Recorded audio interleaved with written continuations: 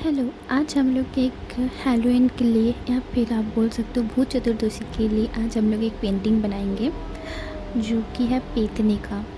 तो पेंटिंग बनाते बनाते आज हम लोग एक चिट चैट स्टोरी जानेंगे कि पेतनी क्या है क्या नहीं है, बंगाली फोकलोर पे उसे क्या बोला जाता है, कितनी कितनी कहानियाँ इससे जुड़ी हुई हैं।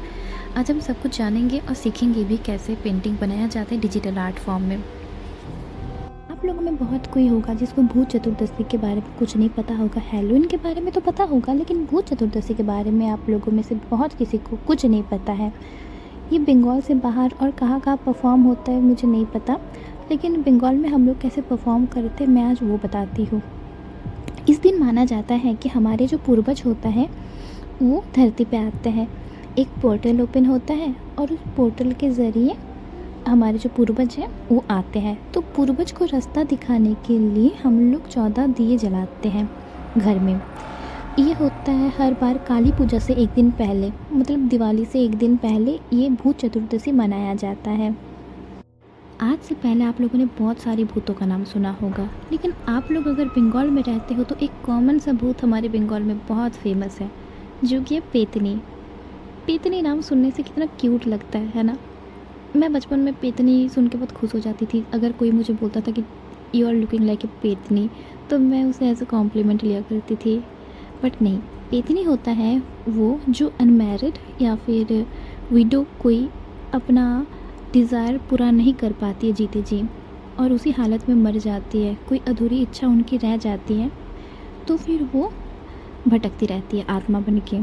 कभी कभी वो पेड़ में घूमती रहती है या फिर एबंडन कोई घर पे घूमती रहती है, नदी किनारे घूमती रहती है। हम लोगों ने बहुत बार सुना होगा कि इसको भूत ने पोजेस्ट कर लिया, इसको आत्मा ने पकड़ लिया। ऐसी बहुत सारी बातें हम लोगों के कानों कान आती जाती रहती है, लेकिन इन सब के हिसाब से पेतनी बहुत ही अच्छी है, बहुत ही क्यूट सी है। बस वो मछली मांगती रहती है, उसको बस मछली खाने से मतलब है और किसी चीज़ से उसको कुछ मतलब नहीं। वो ना ही पोजेस्ट करती है और ना ही लोगों को डराती है। डराती है लेकिन कब, जब आप उसको मछली देने से मना कर देते हो तब वो डराती है। बाकी अगर आप उसको मछली दे दोगे, ऑफ़र कर दोगे मछली, तो बस वो खुशी खुशी लेके चली जाएगी वहाँ से। अगर अभी भी आप लोग बंगाल में आते हो और पेतनी के बारे में किसी से भी पूछते हो तो कोई कोई बताता है कि पेतनी बहुत ही यंग है, खूबसूरत है, और कोई कोई बताता है उसका काला लंबा सा टंग है और बड़ा बड़ा सा होठ है। मतलब बहुत भयानक तरीके से उसको डिपिक्ट किया जाता है पेतनी को। यहाँ पे जो मछली बोला जा रहा है, यहाँ पे मछली मेटाफॉर के हिसाब से काम में आ रहा है। कैसे? जो पुराना बंगाल हुआ करता था, पुराने बंगाल में जो अनमैरिड वुमेन रहती थी या फिर जो विधवा औरत रहती थी, उनके खाने पीने में बहुत सारी रोक टोक हुआ करती थी, ख़ास तौर पे मछली खाने से। मछली उस टाइम के अनमैरिड वुमेन और विधवा लोग नहीं खा पाती थी। तो ये जो मछली है ये अधूरी इच्छाओं को दर्शाती है। तो अब तक आप लोग समझ चुके होंगे कि पेतनी क्या होता है क्या नहीं होता है। जो भी डाउट था मैंने सारा डाउट शायद क्लियर कर दिया है। इससे आगे भी अगर आपको कुछ डाउट होता है तो मुझे नहीं पता, मेरे को भी पेतनी के बारे में बस इतना ही पता है। तो अब आप लोगों को पेतनी से जुड़ी हुई ना एक कहानी बताती हूँ, सच्ची कहानी। सच्ची है या झूठी मुझे उतना नहीं पता, क्योंकि मैं जब छोटी थी तो मेरी नानी मेरे को ये सब कहानियाँ बताया करती थी। ये कहानी है 1950s की। तो 1950s में मेरी नानी जो थी वो बांग्लादेश में रहती थी। मेरी नानी बेसिकली बांग्लादेश से बिलोंग करती है और बांग्लादेश में उस टाइम पे जो घर हुआ करता था, सोचो कि यहाँ पे एक घर तो उससे बहुत दूर और एक घर हुआ करता था, मतलब एक दूसरे के साथ कोई लिंक नहीं होता था घर का। और मेरे नाना जो थे वो फूड ऑफिसर थे, तो मेरा नाना बहुत रात में घर आते थे। तो वैसे ही एक रात में मेरे नाना जंगल के रास्ते से होकर घर आ रहे थे और उन्होंने आते वक्त ना बहुत बड़ा बड़ा 2 मच्छी खरीदा था। तो वो जंगल के रास्ते से आ रहे थे, हाथों पे उनका मच्छी था। तो पीछे से ना शायद उनको किसी ने बुलाया और बोला कि ए मुझे मछली दो, ऐसे करके किसी ने बोला। मेरे नाना जी ने उतना भाव नहीं दी, पीछे मुड़ के देखे नहीं, मेरे नाना जी चलने लगे। फिर उन्होंने धोती पहना था, तो उनके धोती को ना किसी ने खींच के बोला, ए सुनाई नहीं दिया, एक मछली दे के जाओ।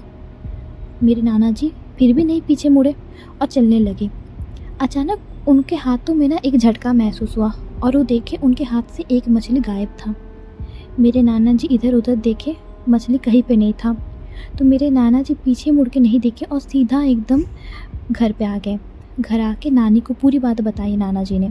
तो नानी ने बोला, क्यों ऐसा किए, एक मछली जब मांगा गया था तो ऑफ़र कर देते। मेरी नानी मतलब नानी लोग जैसे बोलती हैं कि दे देना चाहिए था, क्यों उतना झमेला पाल लिए, ऐसा वाला।